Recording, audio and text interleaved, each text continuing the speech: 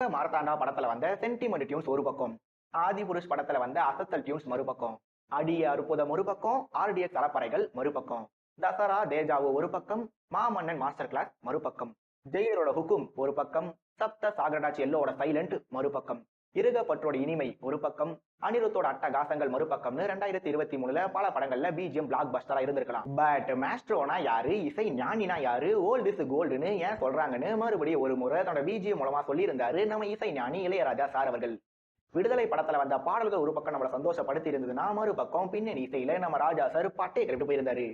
எஸ்பெஷலா படத்தோட ஓப்பனிங்ல விடுதலை டைட்டில் கார்டுல தொடங்கி படத்துல இருக்கிற ஒவ்வொரு மோமெண்ட்டையும் தன்னோட மியூசிக் மூலமா மெருகேத்த நம்ம ராஜா சார் 2023 பெஸ்ட் பிஜிஎம் அவார்டு வாங்குறது அவருக்கு வேணும்னா பெருமையா இல்லாம இருக்கலாம்.